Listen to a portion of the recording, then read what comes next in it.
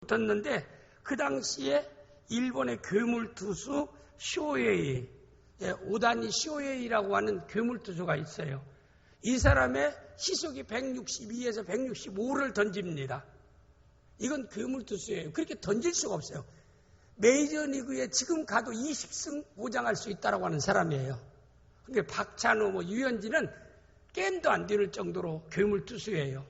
이런 투수를 일본에서는 우승을 위해서 숨겨놨어요. 보물처럼 그걸 엄청나게 키워놓고 있다가 개막전에서 한국하고 예선전을 붙었는데 개막전에서 한국이 6대0으로 완패하고 맙니다. 일본에 개막전에서 6대0으로 완패하는 거예요. 하나도 못 치는 거예요. 쇼헤이 120에서 165에서 165의 그 속구를요. 커브도 145, 147이에요. 이런 것을 한국 사람들은 아무리 그걸 치려고 배트를 짧게 잡고 치려도 맞추지를 못하는 거예요. 한국이 영패하고 말았어요. 그러니까 한국에 기대했던 사람들 예선전에 일본에서 저렇게 참패한 거 보니까 김희식 감독이 이끄는 한국 야구는 이번에는 기대할 필요가 없다라고 하는데 근데 한국은 그 다음 게임에서 어떻게 해서 간신히 준결승에 올라갔습니다. 그러니까 한국 사람들도요, 이번 야구 경기에서 우승하리라는 건 생각도 못 하는 거예요. 너무나 일본이 잘하니까. 일본이 우승 1위 팀입니다. 그런데 일본은 전승이에요, 전승. 지는 데가 없어요. 붙는 데마다 전승합니다. 근데 한국은 일본한테 지고 미국한테도 또 졌어요. 그런데 심판이 우리가 분명히 1루심이나 3루심에서 우리가 먼저 잡았는데도 세이브하는 거예요. 근데 한국 사람들 어떻게 떨어뜨리려고 한국 야구를. 그런 불공정한 그리고 또 그 대회는 어떤 비교를 통해서 재심이 없어요. 그냥 주심이나 선심이 그냥 그대로 세이브 아웃이면 그대로 되는 겁니다. 그러니까 억울해도 또 그 다음 미국 팀에서 또 우리가 또 졌어요. 그런데도 간신히 이제 준결승에 준결승의 상대가 어디냐면은 저기입니다. 일본이에요, 일본. 우리가 쿠바를 이기고 8강에서 쿠바를 이기고 또 일본하고 준결승 들으니까 일본에서는 이 오타니 쇼헤이를 딱 한국을 위해서 또 놔둔 거예요. 맞죠? 그러니까 참 이놈들이 한국을 아주 잡으려고 아주 폼을 잡은 거예요. 그래가지고 한국의 준결승에서 한국을 이기겠다라고 생각해가지고 준결승 일본에 또 붙었어요.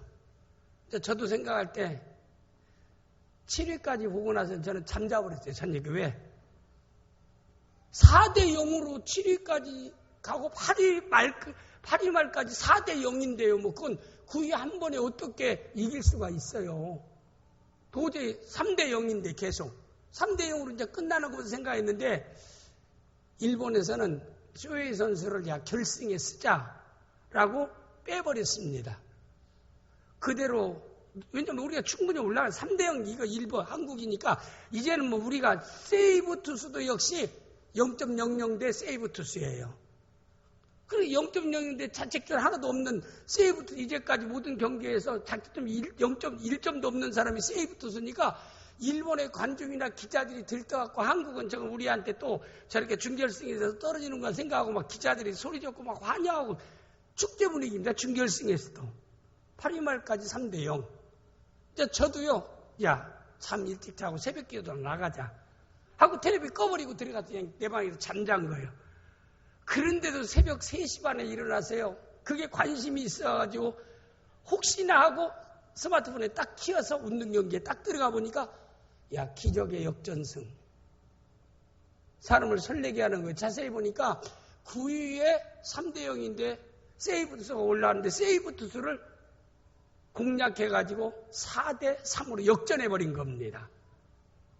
그리고 9위 말에서 우리가 완전히 개씩 하나씩 이렇게 한 사람 한 사람씩 이렇게 해가지고 우리가 4대3으로 역전했어요. 일본은 준결승에 떨어졌으니까 이건 초상집이 되고 말았어요. 지금 뛰어나도 괜찮아지 그 얘기하니까 초상집이 되고 말았습니다. 일본이. 그리고 우리는 그 승기를 붙잡고 이제 미국하고 종주위기잖아요. 미국하고 결승을 붙었는데 우리는 이미 탄력을 받았어요. 일본이라는 제1위 우승국을 이겼으니 사람이 탄력받거든요. 탄력받게 된다는 건 아주 굉장히 그 모든 운동에 대한 그 모든 것들이 최정점에 다다랐습니다. 종주국 미국을 8대 0으로 결승에 승리하고 말았어요. 그러니까 김희식 감독을 중심해서 얼마나 행가라치고 좋아하잖아요. 왜 목사님이 저렇게 오시게 저런 얘기를 하는가? 오늘 제목이 뭐냐면은 승리입니다. 승리. 사도들의 승리. 승리라고 하는 것을 여러분에게 설명하려고 실제 우리 금년에 있었던 그 세계대회에 대해서 여러분에게 말씀을 드리고 얼마나 지금 환호하고 있습니까? 이거 아마 우리 대한민국의 야구에 대해서 여자들 싫어하는, 야구 싫어하는 사람을 제외하고는 야구에 관심 있는 사람은 아마 하루 종일 기분이 좋았을 거예요. 저는 아침밥 안 먹어도 배부르더라고요. 아무 상관이 없는데도. 너무나 기적이잖아요. 8위 말까지 3대 0으로 되다가 9위 초에 4대 3으로 역전. 해설가가 20년 만에 일어난 기적이라 그렇게 썼어요. 20년 만에 일어난 기적이라. 최고의 기쁨과 영광이 날이다. 뭐 우리가 이것 가지고 뭐 우리 월급이 올라가는 것도 아니고 내 점심이나 아침 뭐 밥상이 뭐가 뭐 더해지는 것도 아니라 할지라도 세상에 살면서 이 정신적으로 기쁨을 얻는다는 게 얼마나 큰 우리의 큰 에너지가 되고 힘이 되는 줄 아십니까? 저는 우리 그리스도인들은 하나님께서 승리하시기를 원하시는 줄 믿습니다. 그리스도가 이미 승리하셨어요. 십자가에서 다 이루었다. 부활을 통해서 승리했습니다. 내가 승리했으니 내 안에 있는 자도 승리할지라. 우리가요, 성경 가운데 우리 말씀에 보면은 디모데후서 2장 4절 5절 말씀 내용에 보면은 4장 5절 4절 디모데후서 4장 2장 4절 5절 그 말씀을 한번 보세요. 병사로 공부하는 자는 자기 생활에 얽매인 자 하나도 없나 있는 병사로 보지만 자를 기쁘게 하라 함이라. 5절 경기하는 자가 법대로 경기하자면 승리의 관을 쓰지 못할 것이요. 여기서 얘기하는 그리스도인의 삶을 경기자와 군사로 비유하고 있어요. 그러면 경기자와 군사 가운데 우리가 꼭 놓쳐서는 안 될 중요한 것이 뭐예요? 승리입니다. 경기자에게는 승리해야 돼요. 군사에게는 승리해야 돼요. 군사가 패전하면 군사가 있으나 마나예요. 경기자가 경기에 나가서 승자가 되어야 된다 이 말입니다. 우리가 승자가 될 때 거기에는 영광이 따릅니다. 보상이 따라요. 이 국가대항에서 나간 선수들도요, 이렇게 승리하면 올림픽에 승리하고 월드컵에 승리하고 그러면은 병력도 면제됩니다. 그리고요, 그 운동 나갈 때마다 연금이 쌓여요. 거기 나간 사람들에 대해서. 그리고 많은 메달 딴 사람은 뭐 한 달에 200만 원, 그 사람은 300만 원씩 죽을 때까지 국가에서 연금을 줘요. 왜? 나라를 그만큼 명예를 드높였다 해가지고. 그러니 아니 금메달 따고 평생 연금 받고 패자되면요, 짐 싸가지고 올 때 공항에 와도요, 사람 하나 나와서 환영해 주는 사람, 뭐 승자되는 사람들이 막 구름대같이 와가지고 그 선수들을 보려고 막 인천공항에 들어올 때부터 막 퍼레이드를 하고 막 박수치고 환영하고 막 꽃다발 주고 그래요.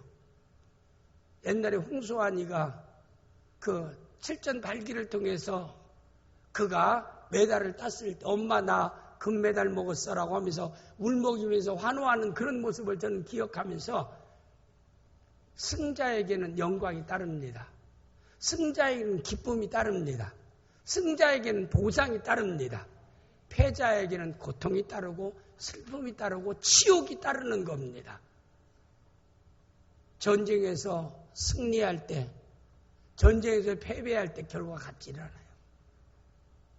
결국에는 유엔군을 통해서 일본이 참패할 때 무조건 항복했잖아요. 그러나 그 지배를 받던 모든 나라는 유엔군이 승리함으로 우리는 1940년 8월 15일 얼마나 태극기 만세를 부르면서 나와서 환호하고 기뻐했습니까? 승자의 기쁨 두말할 필요가 없는 거예요. 전쟁에서의 승자, 운동경기의 승자에게는 기쁨이 따르고 영광이 따르고 보상이 따르는 겁니다.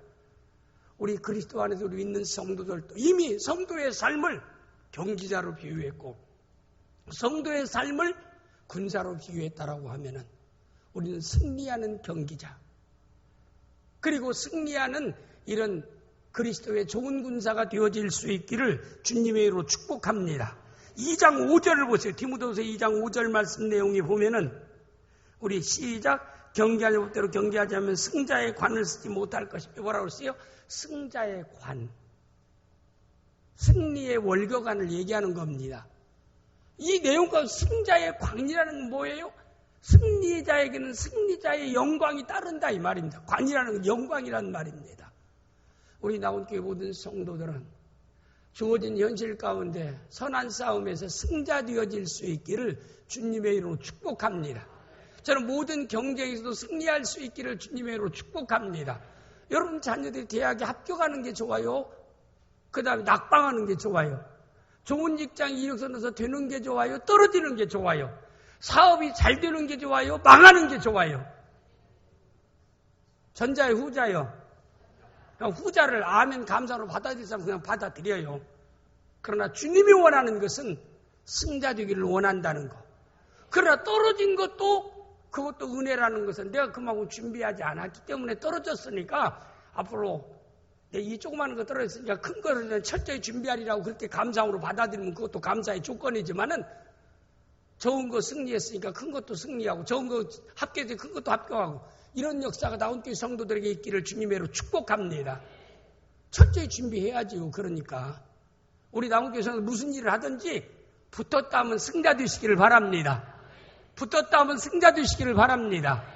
붙었다는 건 선한 싸움을 얘기하는 거예요. 제가 사람 막 그냥 때리고 싸울 때 머리끄러기 잡아도 막 그래서 그냥 그 사람 애들 세우고 막 코피 터뜨려갖고 막 걔가 울면 내가 승리했다. 그걸 내가 얘기하는 건 아니잖아요.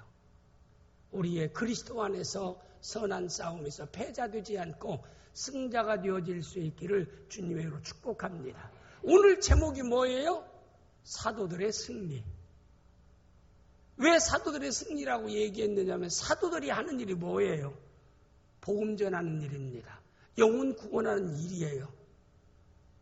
그들은 그 일을 위해서 사도로 부름을 받은 사람입니다. 그러면 그 일을 잘 감당할 때 승자가 되어지는 거예요. 그 일에 좌절되고 패배하면 패자가 되는 건데 주님은 사도로 세울 때 그들이 승자의 삶을 살기를 원할까요? 패자의 삶을 살기를 원할까요? 예, 다 눈 봐요. 눈 바닥 깔지 말고. 애들도 안 까는데 난 설교 들 때요. 눈 바닥 깔면 기분이 나빠요. 그냥 왜? 하나님 말씀은 눈으로 듣기 때문에 그래요. 아니 목사님은 눈으로 들어요? 귀로 듣지? 아니에요. 눈이 가는 곳에 마음이 따라가기 때문에. 귀 열려있으면 뭐예요? 내 눈 가는데 귀는 소리만 들리지 의미가 하나도 안 들리는데. 여러분 설교할 때 누가 한 사람이 이렇게 지나가면 보세요. 내 시선이 가도 목사님 설교는 귀에는 들리는데 내 시선이 가는 순간 목사님 말은 놓쳐버리는 거예요. 그렇기 때문에 우리가 집중하는 것은요. 눈을 맞춰야 돼요. 그래서 우리 여러분 다른 사람하고 얘기할 때도요. 그 사람 눈을 보아야 돼요. 그게 예의입니다. 누가 얘기하면 그 사람의 눈을 보야지 이러고 보면은요. 참 말하는 사람이 기분 나빠요. 여러분 얘기를 눈으로 보면서 이렇게 따라줘야 기분이 좋지. 나는 얘기 열심히 중요한 얘기 하는데 다른 것 보고 다른 생각하고 있다고 생각하면 기분이 좋을 리가 없는 거예요. 우리가 하나님 말씀 들을 때도 기본이 뭐냐면 눈으로 말씀을 듣는 사람이 되어야 됩니다. 눈으로 하나님 말씀을 들으세요. 시선을 다른데 설교하는 자의 눈에 고정시키세요. 그러면 말씀이 잘 들립니다. 그래도 마귀는 자꾸 생각을 통해서 오늘 저희 어디 우리 영화부에 저녁 식사를 갔는데 오늘 영화 뭐 싸먹을까? 그거 생각하면 또 마음을 빼앗기는 거야. 그러니까 그것도 또 주여 시선도 고정하지만 마음도 말씀에 고정되게 하여 주시옵소서. 왜? 말씀의 은혜 받아야 일주일의 삶의 현장에서 패자되지 않고 승자됩니다. 주의 붙잡힌 바 되어서 승자의 삶을 살아가는 성도가 되어질 줄 믿습니다. 예배에 실패하면 생활도 실패해요. 기억해야 합니다. 우리는 예배에 성공하는 성도가 되어야 돼요. 아브라함의 믿음의 삶은 삶의 우선순위를 단을 쌓는 예배에 두었다는 것. 성도의 가장 기본이와 하나님께 영광 돌리는 삶은 예배로부터 출발하는 겁니다. 예배 잘 드려요. 여러분 예배 잘 드립시다. 하나님은 영이신 예배하는 자가 신령과 진리로 예배할지니라. 우리 주님이 친히 요한복음 4장에서 말씀하신 말씀의 내용입니다. 은혜의 방편은 예배를 통한 하나님의 말씀을 통해서 은혜 받는 겁니다. 내가 하나님 말씀을 들을 때 좋은 것으로 변하는 역사가 있게 될 줄을 믿습니다. 사도들이 승리했다는 건 사도로 예수님이 세울 때 그들에게 주신 사명이 있어요. 왜냐하면 복음 전하고 가르치는 겁니다. 그래서 영혼 구원하고 제자로 세워가는 것. 그게 사명이에요. 사도로 세워진 삶. 그러면 그 사명에 승리하는 것이 사도들의 승리입니다. 오늘 사도행전 5장에 보면은 사도들이 가서 예루살렘과 성전에서 사람을 만나는 대로 복음을 선포합니다. 그리고 복음을 듣고 영접한 사람들에게 또 복음 되신 예수 그리스도를 그들에게 가르칩니다.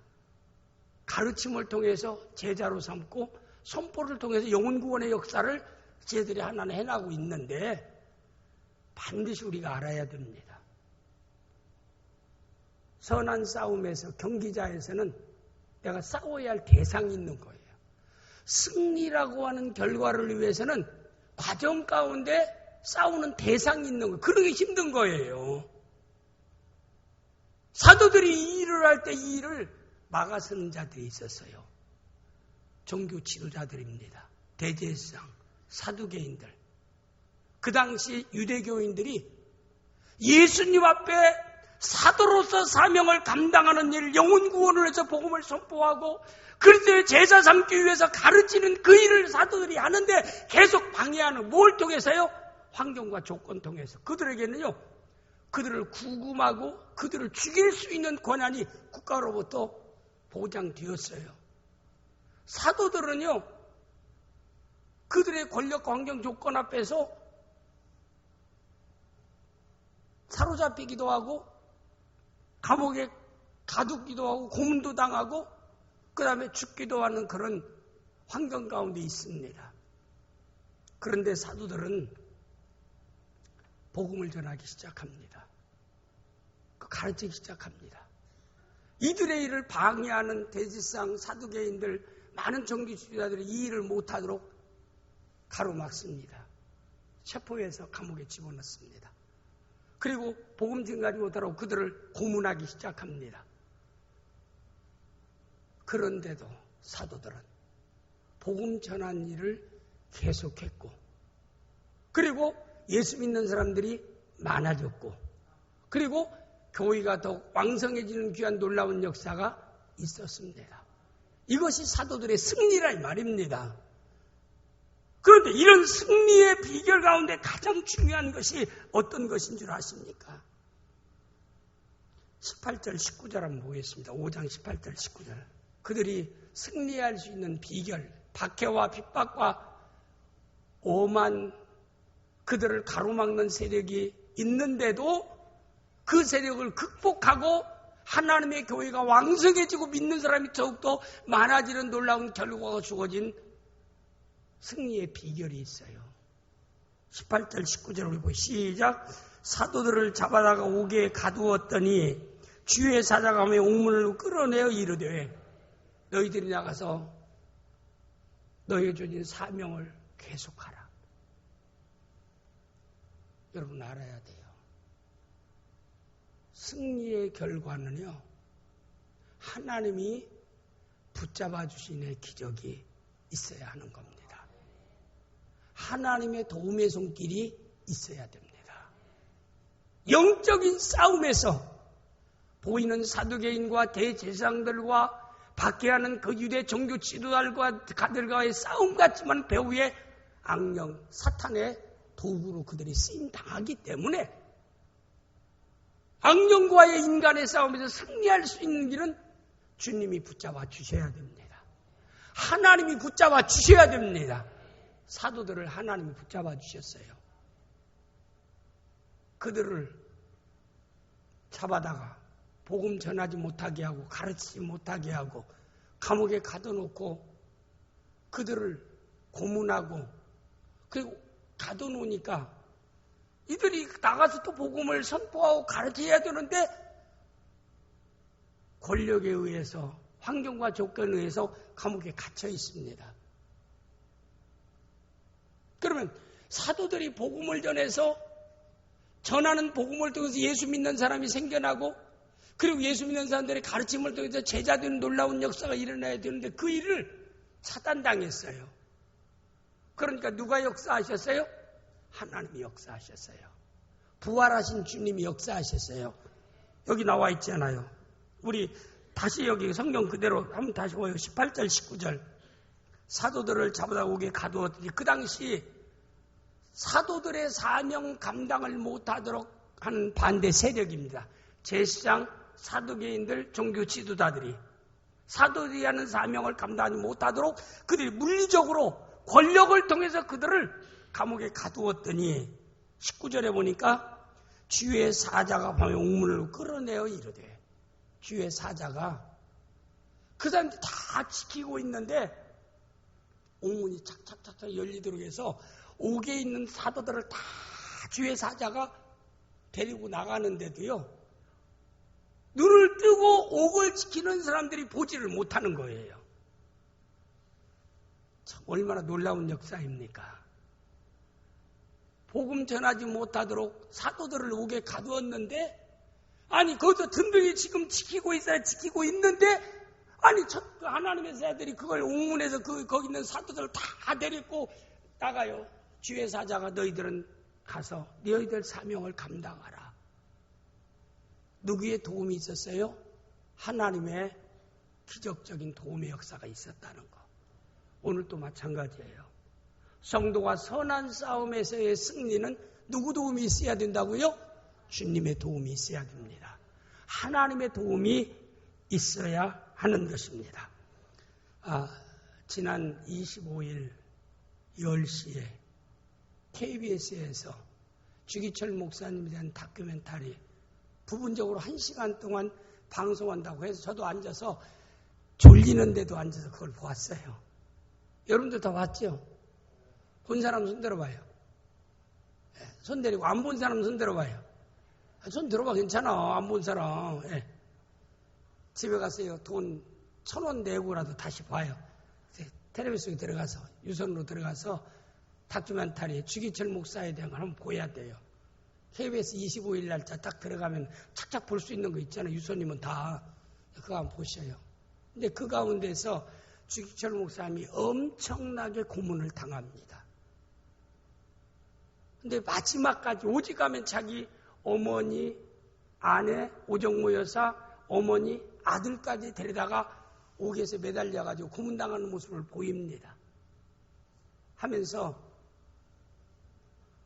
신사참배 한다면 이 시간 풀어주겠다. 택시를 불러가지고 집에까지 나가도록 해주겠다.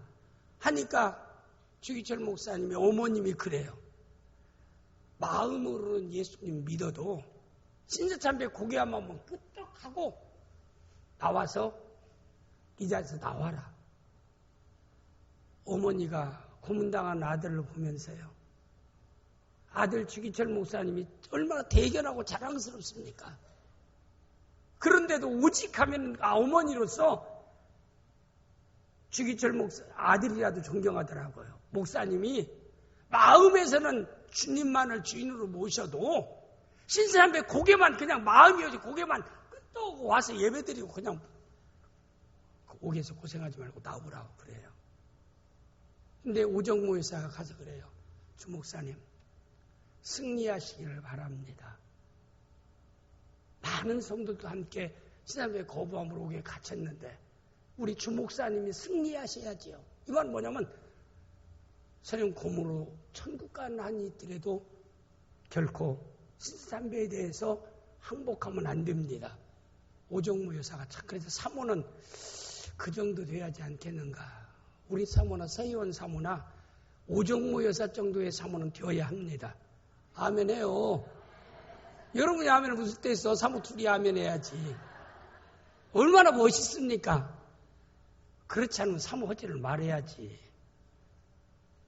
참 주기철 목사님이 훌륭한 것은 오정무 여사 같은 사모가 있었기 때문에 그런 하나님의 존귀한 자로 얼마나 하늘에 가서 그분들이 상을 많이 받았겠습니까? 인간은요. 지금까지 그때 세자부 거부에서 우리 한경직 목사가 항상 눈물을 흘려요. 내가 신사참배한 죄를 사죄하노라. 일생 동안 한경직 목사님이 성자라고 일컬어지면서도 항상 괴로워했던 것은 신사참배했다는 것에 대해서 자기가 항상 사죄합니다. 멍에를 안고 살았어요. 근데 주기철 목사님은 마지막까지 거부합니다. 결국에는 옥사하고 말았지만 해방을 보지 못하고 옥사하고 말았지만은 그가 마지막 형사가 얘기해요. 지독해도 이렇게 지독한 사람이 있는가? 그럼 고기 끄떡하고 나가서 살면 됐지. 끝까지 이렇게 죽기까지 구분당하면서까지 그렇게 천황폐하를 경유하는 걸 그렇게 거부할 수 있느냐? 어떻게 이렇게 이런 고문을 견딜 수 있느냐니까 그 주경도 그래요. 형사한테 내 의지력으로 이렇게 버티는 게 아닙니다. 그가 한 말이 주기철 목사님 그날 기록용에서 한 말이 주님이 그런 마음을 주시고 그런 의지력을 주시기 때문입니다. 그렇게 주기철 목사님 고백한 형사한테 내가 이런 엄청난 고문을 이겨내는 것은 내 의지나 결단과 내 힘이 아니라 주님께서 나를 붙잡아 주시기 때문에 그렇다. 주님이 내 마음을 흔들리지 않도록 붙잡아 주시기 때문에 내가 흔들리지 않고 이렇게 모든 고문을 이겨내는 것이다. 결국은 마지막 내 영혼을 주님 손에 맡깁니다 하면서 그대로 운명하시더라고요. 기록영화의 마지막 보니까 그 가운데서 있는 것처럼요. 믿음의 승리는 내 의지와 결단 가지고 안 됩니다. 주님이 붙잡아 주시는 역사가 있어야 될 줄을 믿습니다. 우리가 어떤 일을 하든지요. 우리 꼭 기억해야 돼요. 주님이 붙잡아 주셔야 된다. 내 실력 가지고 안 돼요. 내 경험 가지고 안 돼요. 내 능력 가지고 안 돼요. 우리의 사명 감당은 어떤 사명을 감당한다 할지라도 사명자로서 승리하기 위해서는 주의 손에 붙잡힘이 있어야 될 줄을 믿습니다. 오늘 이 말씀에서도요. 가둬놓으면 사도들이 못 나가요. 복음 전하지 않고 어떻게 영혼이 구원받고 가르치지 않고 제자 되는 역사가 있겠습니까? 제자와 제자를 만드는 역사가 있겠습니까? 가둬놓으니까 기적적으로 천사가 와서 그들을 석방시켜주는 거예요. 오늘 주의 도움의 놀라운 역사를 통해서 한국교회에 아무리 교회를 예수 안 믿는 안티들이 수없이 비난하고 박해해도요. 오늘 또 하나님 손에 붙잡힌 성도들에 의해서 하나님의 교회는 이 땅에 더욱더 확장되어지는 역사가 있게 될 줄을 믿습니다. 우리에게도 금년에 거의 70명 가까이 등록했지 않아요. 얼마나 귀한 영혼인지 몰라요. 이런 놀라운 역사가 낙원교회의 승리입니다. 이건 주님이 낙원교회를 붙잡아주고 있기 때문입니다. 여러분이 2016년도의 어떤 승리라고 하면 그것도 주님이 은혜를 베풀어 줬기 때문에 오늘의 그런 결과가 주어졌다는 사실을 알아서 항상 우리는 겸손하게 주여 주님 나를 붙잡아 주옵소서. 주님 사명 감당 잘함으로 패자되지 않고 승자의 삶을 살게 하소서. 선한 싸움에서 승자 되어지게 하소서. 그러기 위해서 주님 날 붙잡아 주옵소서. 라고 주의 은혜를 사모하고 그리고 더 겸손하게 주님을 신뢰하는 귀한 성도들이 되어질 수 있기를 주님의 이름으로 축복합니다. 그래서 두 번째 그들의 승리의 비결은 삶의 우선순위를 복음 전하는 사명에 두었기 때문입니다. 사도행전 6장 3절 그런즉 너희는 먼저 그의 나라와 그의 의를 구하라. 삶에서 우선순위라는 게 참 중요합니다. 우리가 우선순위를 두고 어떤 일을 할 때 기본 객관적인 조건이 첫째는 뭐냐면 시간적으로 급하다고 할 때 급한 것을 먼저 합니다. 두 번째는 중요한 것을 먼저 합니다.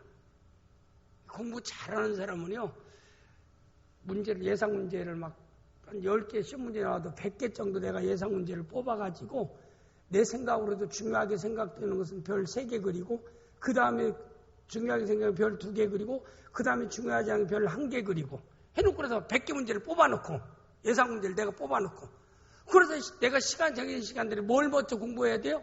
중요하다고 별 3개짜리를 막 계속 암송하는 거예요. 머리에 담는 거 시험 준비를 위해서. 그 다음에 그게 마스터 됐다면 이제 별 2개짜리를 또 공부하는 거예요. 그래도 시간이 나면 별 1짜리를 공부하면 그 사람은 좋은 성적을 거둘 수밖에 없습니다. 이게 우선순위예요. 근데 좀 지혜롭지 못한 사람은 열심히 하는데 별 하나짜리에서 시간을 다 보내는 거야. 시험지 보니까 내가 공부 안 한 것만 다 나왔어. 내가 공부한 거 하나도 안 나왔어. 그건 지혜롭지 못한 사람. 왜? 별 하나짜리 가지고 시간을 너무나 낭비했다 이 말입니다.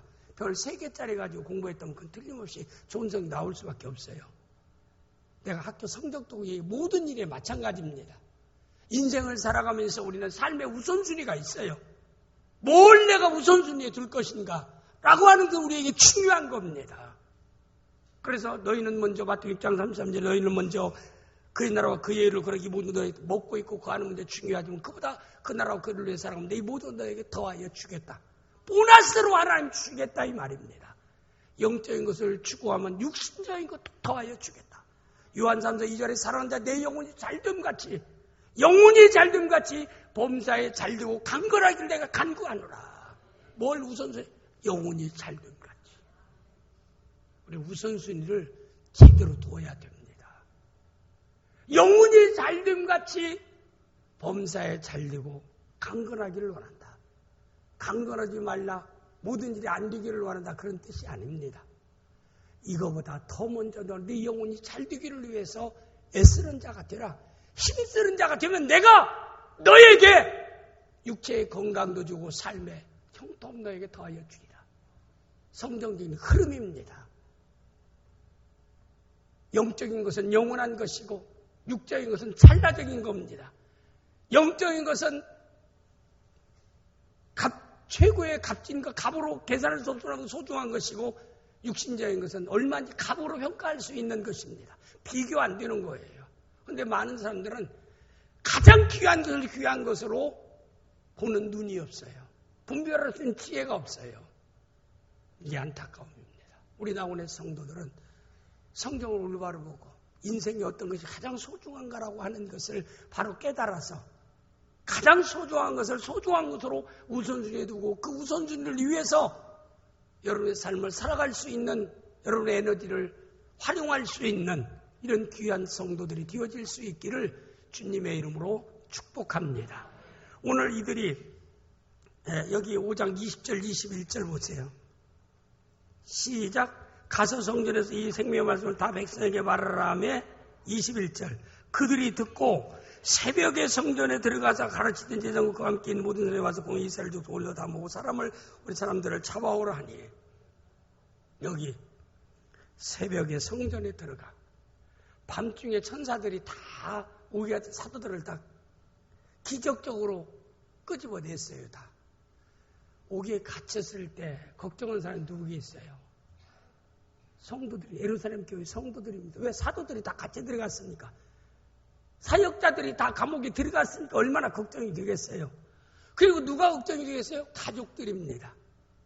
사랑하는 가족이 감옥에 들어갔다라고 생각합니다. 근데 그 한밤에 거기서 천사들에서 감옥에 나왔으면 무엇보다 하고 싶을 거예요. 가족들 만나고 싶을 거예요. 감옥에 들어갔다가 걱정하는 가족들에게 가서 먼저 천사가 우리를 이끌어냈어. 이렇게 왔어. 그리고 감옥에 있으면 너는 피곤하고 그러니까 좀 쉬었다 아침밥이나 먹고 든든히 먹고 가서 복음을 전하리라. 충분히 그럴 수 있어요, 없어요? 아니, 그럴 수 있어요, 없어요? 백장로님, 그럴 수 있어요, 없어요? 근데 사도들이 그랬어요, 그러지 않았어요? 새벽에 어디를 갔어요? 사명을 위해서 그들이 사명의 소중함을 알았어요. 하나님이 기적적으로 우리를 감옥에서 낸 것은 집에 가서 쉬라고 낸 것도 아니고 가족들 만나라고 낸 것이 아니라 복음 전하고 가르치는 일이 얼마나 급하고 소중한가라고 하는 것을 그들에게 깨닫게 했던 것입니다. 사명을 우선순위에 뒀다라고 오늘 얘기하는 겁니다.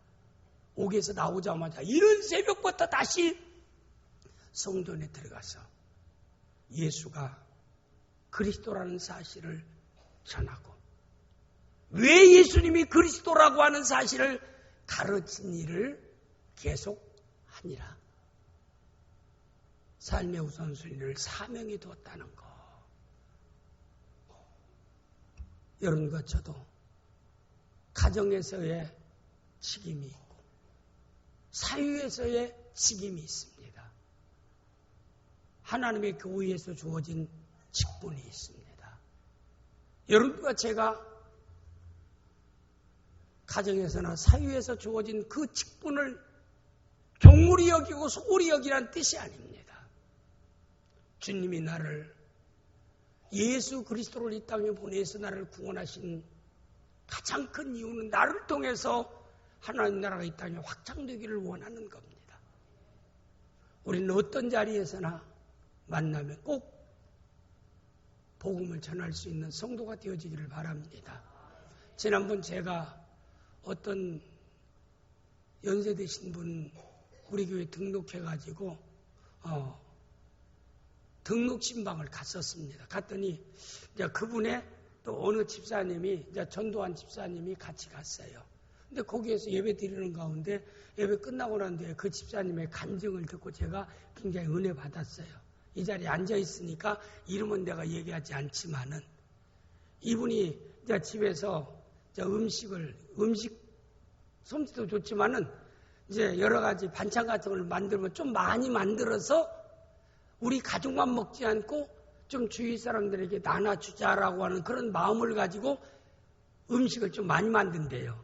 사람이 그런 사람 있잖아요. 어떤 사람 보면 손이 적어가지고 그냥 달랑 그냥 딱 일식 먹는 식으로 딱 입에 들어가면 없게 만드는 사람이 있고 어떤 사람 만들어도 막 손이 커가지고 풍성하게 만드는 사람도 있고 그래요.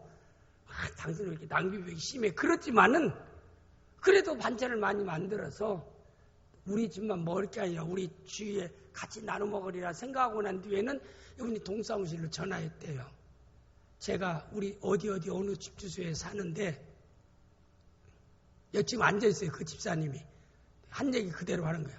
우리 신방도도 전사랑 같이 가서 사는데 제가 음식을 이렇게 만들어서 반찬을 만들어서 좀 나누려고 하는데 연세 드신 분 가운데 나눌 수 있는 분을 좀 동에서 추천해 주시오. 석천동 몇 번지에 삽니다. 그러니까 동사무실에 딱딱딱 쳐가지고 누구 딱 이렇게 알려줍니다. 알려주는 거 가지고 반찬을 많이 만들어가지고 이제 그 집에 반찬을 갖다 주는 거예요, 이렇게. 근데 그분이 다른 때 갖다 줄 때는 별로 얘기하는데 그날따라 그분에게 반찬을 갖다 주는 데는 예수 믿으세요? 그 말이 나오더래요. 다른 때 그런 말 안 했는데 그 할머니를 보는 순간 예수 믿으세요 하니까 전에는 믿었는데 지금 안 믿는다라고. 그럼 우리 낙원교회 같이 그럼 가겠다라고. 나도 믿으려고 생각했다라고. 이야, 저는 그걸 느꼈어요. 축구전도의 소중함이 어디 있느냐 하면은 기다리는 사람이 있어요. 예수 믿으려고 지금 기다리는 사람이 있는데도 와서 낙원교회 가자 예수 믿으라고 말하는 사람이 없어서 못 오는 사람이 있다 이 말입니다. 한 영혼이 저보다 귀하지 않아요. 지금 시대가 어느 시대인데 축구전도 가서 예수 전도해. 그렇게 생각하지 마세요. 애타게 기다리는 손길이 있습니다. 기다리는 사람이 있는 거예요. 얼마나 감사해요. 그래가지고 바로 그 다음 주일에 데리고 와서 우리 교회 등록했어요. 신방하고. 목사님 오니까 얼마나 좋아서 반가워서 어쩔 줄을 모르더라고요.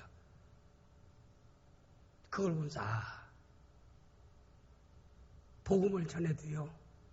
하나님이 구원하기로 작정된 자가 믿더라.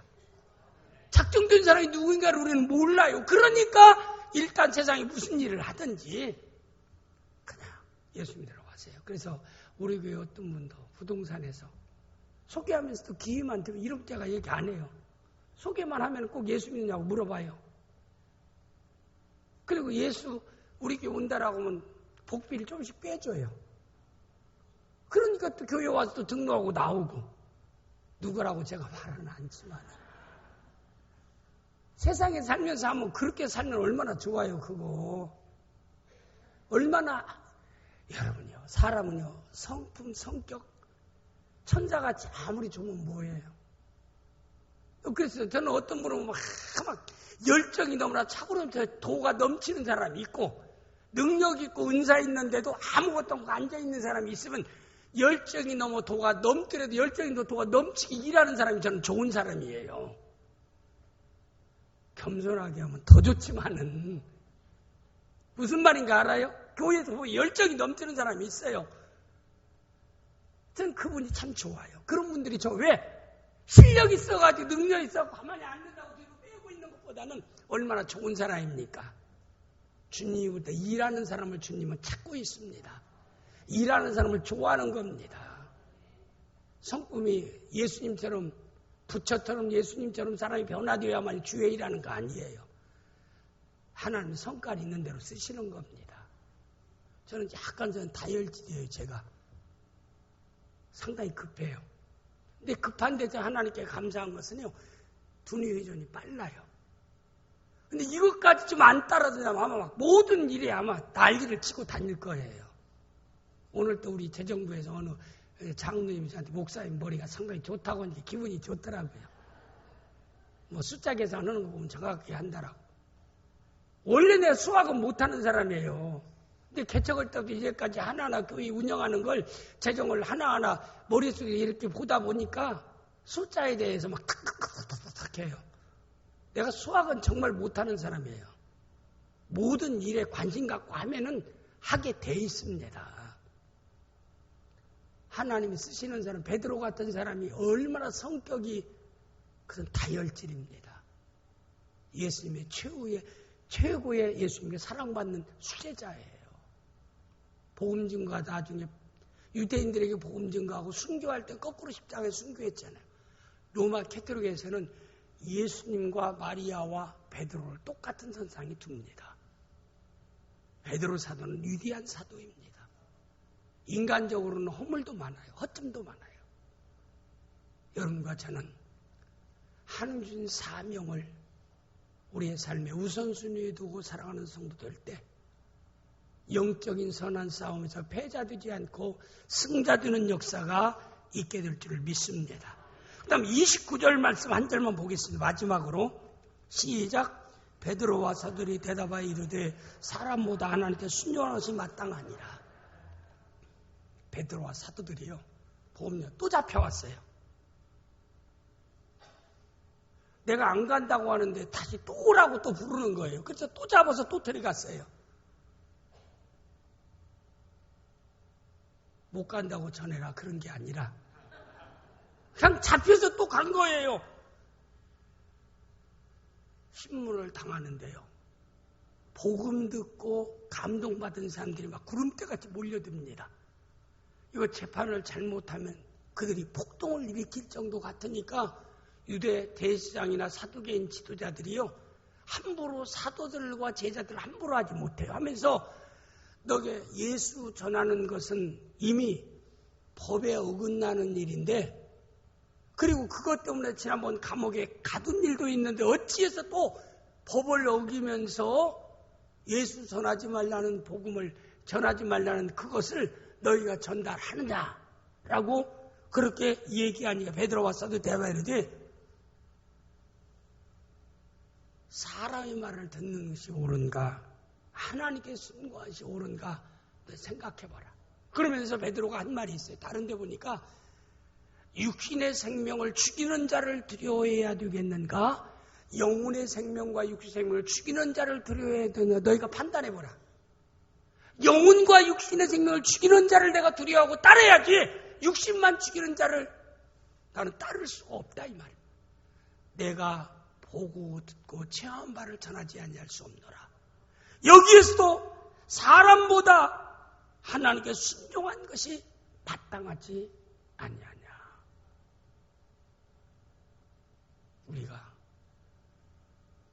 성도의 승리의 선한 삶의 승리의 비결은 말씀에 순종하는 겁니다. 하나님 말씀에 순종하면은 하나님이 승리의 결과를 주실 줄 믿습니다.